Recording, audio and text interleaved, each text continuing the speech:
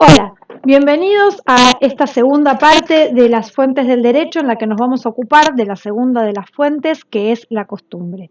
Si bien en nuestro sistema esta fuente no es de las más importantes porque estamos acostumbrados a recurrir a la ley como fuente del derecho, la costumbre es una fuente muy importante como complemento de la ley, en ausencia de la ley y además por haber sido la fuente más antigua y la primera forma de creación del derecho. Vamos a meternos en la costumbre jurídica. Así que para desarrollar esta fuente del derecho, quiero retomar el ejemplo conductor que utilicé en el video de las fuentes generales, donde hablamos de la ley, de la costumbre, de la jurisprudencia y la doctrina, y que yo puse el ejemplo de la tribu que aparece en la película La Era del Hielo. ¿Por qué me voy a remontar tan atrás? Porque en realidad la costumbre es la fuente más antigua de creación del derecho. Es la primera manifestación de normas jurídicas dentro de una sociedad. Ya tenemos repetido un montón de veces que el derecho existe para regular las conductas sociales. Es decir, allí donde hay una sociedad, se necesitan normas jurídicas para ordenar esa convivencia y para que esa convivencia sea armónica y sea justa. Entonces, estas primeras tribus, estas primeras sociedades primitivas, también tenían normas jurídicas, solamente que eran diferentes, no eran leyes escritas o códigos o constituciones como tenemos hoy en día, sino que la forma que esa sociedad tenía de regular las conductas de sus miembros era a través de la costumbre. Por eso se dice que tanto la costumbre como los usos y convenciones sociales tienen un mismo origen, que es cuando un grupo de personas comienza a comportarse repetidamente de una forma, podemos hablar o de costumbre o de usos y convenciones sociales. ¿Qué son los usos y las convenciones sociales? Son lo que nosotros hoy decimos, bueno, en tal país tienen la costumbre de hacer tal cosa, o de saludar de tal manera, o de comer de tal modo, o de realizar determinadas actividades. Ese tipo de costumbres, entre comillas, que nosotros mencionamos en la actualidad, no son costumbres jurídicas, sino que son usos o convenciones sociales.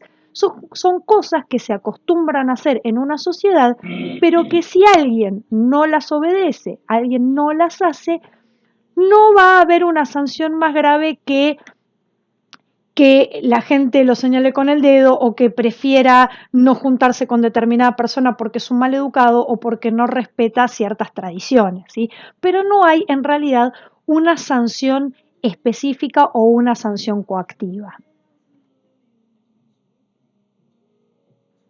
Y es que es específicamente en la cuestión de la sanción donde se produce la bifurcación entre lo que son los usos y las convenciones y lo que es la costumbre jurídica como fuente de la que emana el derecho de una sociedad. Recordemos siempre que cuando hablamos de fuentes del derecho estamos hablando de actos de los cuales emana el derecho que rige la vida de una sociedad. Entonces, la gran diferencia entre los usos y las convenciones sociales que todavía hoy tenemos también y la costumbre como fuente del derecho es que la repetición de las conductas por parte de la sociedad llega a alcanzar una convicción de obligatoriedad que acarrea una sanción coactiva. Lo característico del derecho es la posibilidad de que si uno desobedece las normas, la sociedad se va a ocupar a través del Estado o a través de la sociedad misma de hacerle cumplir al infractor esa norma aún en contra de su voluntad. Eso es lo que se llama coacción. Entonces, la diferencia entre la costumbre y los usos sociales es que la costumbre tiene una coacción, una sanción coactiva. Las personas se comportan de acuerdo a lo que establece la norma consuetudinaria porque tienen la convicción de que si no lo hacen, de que si no obedecen esa norma jurídica, se les va a aplicar o se los va a obligar a obedecer coactivamente. En cambio, en las usos y convenciones sociales, si yo no sigo las costumbres del lugar, si yo no como de la forma en que comen los demás, si todos comen con cuchillo y tenedor y yo como con la mano, no va a ir más lejos la sanción de que la gente como mucho no me invite a comer porque soy una chancha comiendo, ¿sí? Entonces, hay una diferencia entre la sanción coactiva de la costumbre y la sanción social que me pueden aplicar si yo no sigo los usos y convenciones sociales. Y entonces, antes de poder elaborar una definición concreta de la costumbre jurídica, vamos a hablar un poquito sobre las características que tiene esta costumbre jurídica.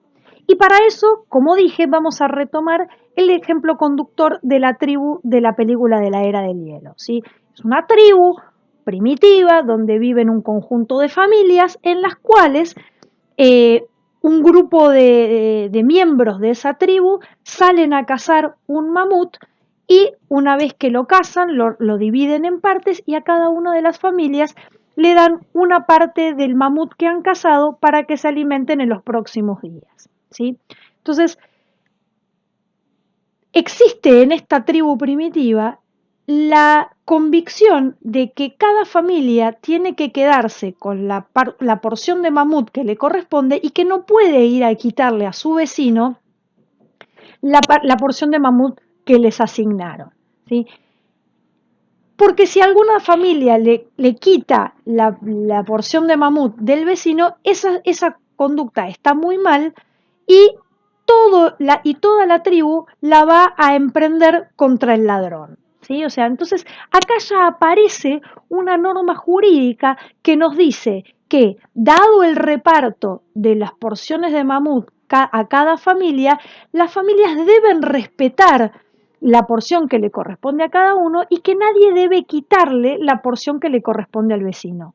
Y que si lo hacen, es decir, que si desobedecen esa norma de respetar la pata de mamut que le tocó al vecino, toda la tribu la va a emprender contra el ladrón y le van a aplicar alguna especie de castigo, ¿sí? Entonces, esto es creación de derecho, solamente que no hay acá ningún órgano visible que cree la norma, o sea, no hay una persona designada a tal efecto, no hay un legislador, no hay un rey, sino que es toda la sociedad en su conjunto la que está creando este sentido normativo de que es obligatorio respetar la pata de mamut del vecino. Entonces, a medida de que la tribu comienza a comportarse respetando las patas de mamut que le toca a cada uno de los vecinos y esa repetición se prolonga a lo largo de un tiempo considerable, ¿sí? Que no hay un tiempo establecido, pero el tiempo tiene que ser considerable. Tienen que pasar varias generaciones de familias de la tribu que todas se comportan de ese modo, todas respetan la pata de mamut que le toca al vecino y al que no respeta se le aplica un castigo. Entonces, esa repetición a lo largo de un tiempo prolongado va generando en los miembros de esta tribu la idea, la convicción, el sentimiento de que actuar de esa manera es obligatorio, ¿sí? La tercera característica que vemos ahí es que no está escrito esto de que hay que respetar la pata del mamut del vecino, no está escrito en ninguna parte, no está dibujado en ninguna caverna ni está tallado en ninguna piedra y sin embargo, a pesar de que no hay un legislador que en una piedra haya tallado el texto de esta norma, todos saben que es obligatoria, todos están convencidos de que es necesario actuar de esa manera y que si no lo hacen, la sociedad misma, la tribu misma, se va a encargar de aplicar la sanción. Es decir, esa obediencia va a ser exigida coactivamente a quien infrinja la norma. Entonces ahí tenemos las 4 características. La repetición por un tiempo considerable, esa repetición a lo largo del tiempo va generando esa obligatoriedad porque cada vez están más convencidos de que actuar así es obligatoria. Es Otra característica, que la costumbre no esté escrita y que no haya ningún órgano ni ningún procedimiento formal establecido para crearla, sino que se va creando espontáneamente por el mismo comportamiento de los miembros de la tribu que actúan de esa manera, considerando que eso es lo obligatorio. Es así como estamos ahora en condiciones de elaborar una definición. Podemos decir que la costumbre es el conjunto de normas jurídicas que se practican de manera constante en una sociedad sin que hayan sido sancionadas de forma expresa y que se consideran jurídicamente obligatorias. De esta definición vamos a poder extraer los dos elementos que configuran la costumbre jurídica. Estos dos elementos, por lo tanto, son necesarios que estén presentes ambos para que podamos hablar de una costumbre jurídica como fuente del derecho. Vamos a hablar de un elemento objetivo y de un elemento subjetivo. Entonces, el primero de estos elementos, dijimos, es el elemento objetivo o material, que consiste en la repetición de conductas por parte de la sociedad durante un tiempo prolongado. Este elemento es material porque puede observarse, es decir, si viene alguien de afuera de esa tribu, viene alguien de otra tribu y observa el modo en el que se comporta la tribu de nuestro ejemplo, va a poder darse cuenta de que en esa tribu existe la costumbre de respetar las patas de mamut de los vecinos, porque al que no lo respeta le aplican un castigo o una sanción. Es decir, esto puede observarse con la simple observación de las conductas de esa sociedad, uno puede deducir que existe esa norma. Entonces, el elemento objetivo es la repetición de una conducta durante un tiempo prolongado por parte de toda la sociedad. Especificando un poquito más en el elemento objetivo, podemos decir que es necesario, para que este elemento se configure, que la repetición de las conductas sea general dentro de esa sociedad. Es decir, que no haya una costumbre contraria, porque si no, no estaría generalizada. ¿Qué quiero decir con esto? Si en la tribu de nuestro ejemplo, algunas veces cuando alguien se roba la pata de mamut del vecino lo castigan y otras veces no, entonces no hay una generalidad en la práctica de esta costumbre. No existe la convicción de que hay que respetar la pata de mamut y que actuar así es obligatorio, sino que a veces hacen una cosa y a veces hacen otra. Entonces, para que haya repetición de conductas es necesario que todos se comporten de la misma manera y que todos respeten con generalidad esa conducta. Pero además, como también dijimos, es necesario que esta repetición se haga por un tiempo prolongado. Si bien no hay un tiempo establecido o definido de cuánto tiempo tiene que ser, sí se entiende que tiene que repetirse a lo largo de un tiempo considerable. Y además, otra cosa que yo mencioné antes, esa repetición tiene que ser notoria.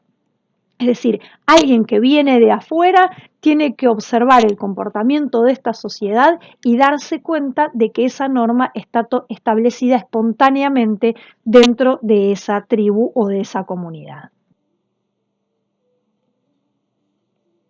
El segundo elemento es un elemento subjetivo, es un elemento psicológico, es algo que ocurre dentro de cada uno de los miembros de esta tribu o sociedad, que es esa convicción, ese sentimiento de que esa norma jurídica que se ha establecido entre todos por la repetición de conductas es obligatoria, necesariamente tiene que ser cumplida, y quien no la cumpla, quien desobedezca con lo establecido en esa norma, va a recibir una sanción. De la misma manera que nosotros obedecemos las leyes en la actualidad, cuando existen leyes escritas, porque si no lo hacemos vamos a recibir una sanción y por lo tanto estamos convencidos de que obedecer la ley es obligatorio, lo mismo ocurre con la costumbre en la antigüedad, ¿sí? Los miembros de la tribu de la era del hielo están convencidos que es tan justo respetar la pata de mamut del vecino y están tan convencidos que al que se robe una pata de mamut le van a aplicar un castigo, que a nadie se le ocurriría eh, robarle la pata de mamut al vecino a menos que quiera recibir una sanción, porque sabe que si lo hace le van a aplicar, le van a aplicar la sanción y que a quien le roban, el vecino al que le roban la pata de mamut, tiene el derecho a reclamarle al ladrón de la devolución de la pata del mamut y que además lo castiguen por ladrón. ¿Sí? Entonces, este sentimiento, esta convicción de obligatoriedad y de que actuar así es exigible y es sancionable, va apareciendo después de la repetición, es decir, tanto se repite durante tanto tiempo que a la larga la gente se termina convenciendo de que este es el modo de actuar y de que se puede exigir coactivamente que se actúe de esta manera, aun cuando no está escrito en ningún lado que así debe ser. Como dije al principio de este video, la costumbre jurídica es la más antigua de las fuentes del derecho. Y fue la única fuente hasta que apareció la ley escrita. Una vez que aparece la ley escrita, esta va ganando cada vez mayor protagonismo hasta llegar a la actualidad, donde es la fuente principal o la más importante de las fuentes del derecho, relegando a la costumbre a un segundo plano. Los invito a ver la evolución de esta comparación entre la costumbre y la ley en la línea de tiempo cuyo link les dejo en la descripción de este video. Y como la ley y la costumbre son las dos fuentes más importantes, lo que vamos a hacer a continuación es ver qué relación existe entre la costumbre y la ley. Pero antes de meternos en ese tema en particular, me gustaría hacer una comparación de la costumbre con las demás fuentes, es decir, la ley, la jurisprudencia y la doctrina en su conjunto. La primera diferencia que salta a la vista es que la costumbre no está escrita y las otras sí. Tanto la ley como la jurisprudencia como la doctrina están escritas y la costumbre ya hemos analizado que no está escrita y por qué no está escrita. De esta primera diferencia surge la segunda, que es que no hay un autor individualizado o reconocido de la costumbre, sino que la costumbre se va creando entre todos los miembros de la sociedad y con la repetición a lo largo del tiempo se va consolidando y se va reafirmando su existencia. En cambio, la ley, la jurisprudencia y la doctrina tienen un autor reconocible, sabemos quién la hizo, ¿sí? Quién es la persona dentro de la sociedad que está designada para crear ese tipo de fuentes. Y justamente por estas dos diferencias que hemos mencionado, es que si en un litigio una de las partes fundamenta su petición en la costumbre, va a tener que demostrar la existencia de esa costumbre. ¿Por qué? Porque no hay ningún elemento físico que acredite la existencia de la costumbre más que observar el modo en el que se comporta una sociedad y ver que se repite un determinado comportamiento. La ley, la jurisprudencia y la doctrina se pueden citar simplemente mencionándolas porque existe una prueba física de su existencia, un escrito, un código, una ley, ¿sí? En cambio, con la costumbre esto no sucede. Por lo tanto, quien pretenda fundar su petición en la costumbre va a tener que probarla por algún medio probatorio. Volviendo entonces a la relación entre la costumbre y la ley, de acuerdo a la manera en que se relaciona la costumbre con la ley, que es la fuente más importante, podemos decir que hay tres tipos de costumbres. La costumbre secundum legem, la costumbre praeter legem y la costumbre contra legem. Vamos a ver de qué se trata cada una de estas. La primera de las formas de costumbre es la costumbre secundum legem, que es aquella a la cual se refiere directamente la ley.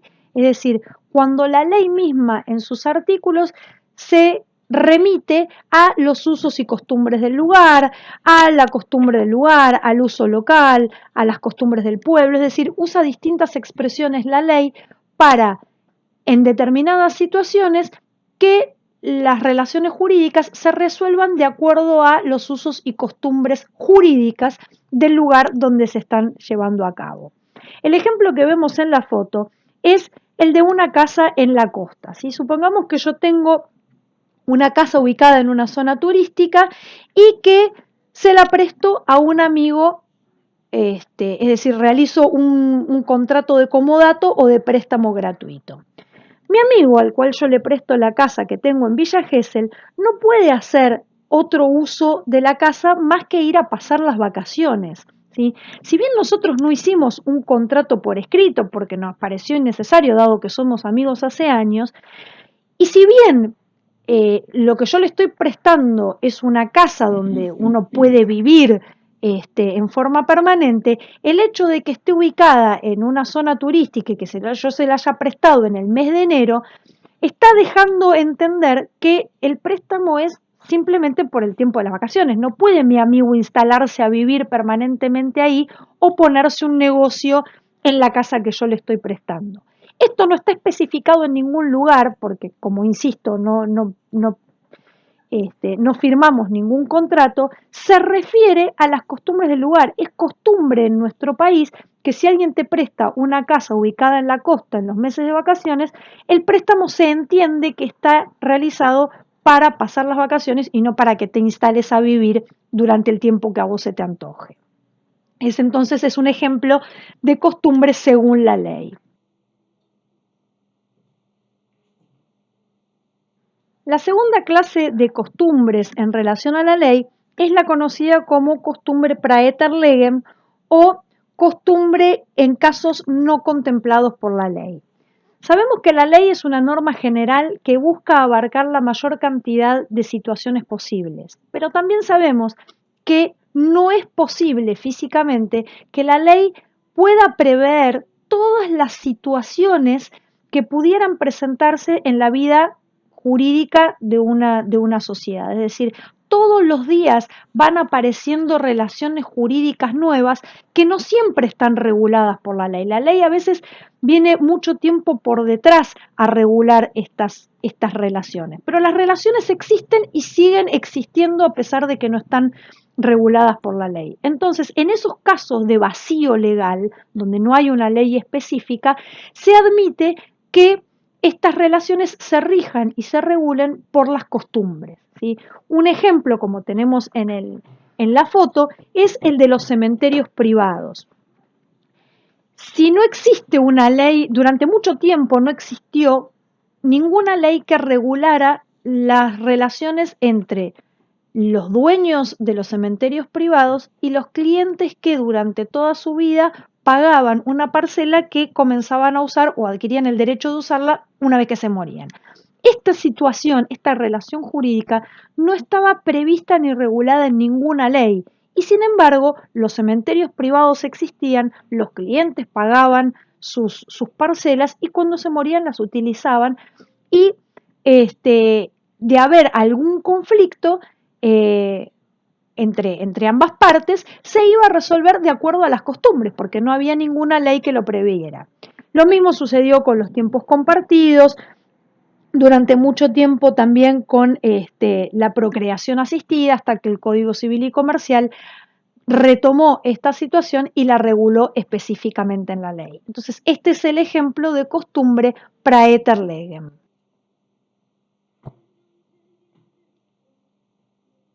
Por último, nos queda analizar la costumbre contra legem, que su nombre ya nos está indicando cuál es su característica, que es la costumbre contraria a la ley.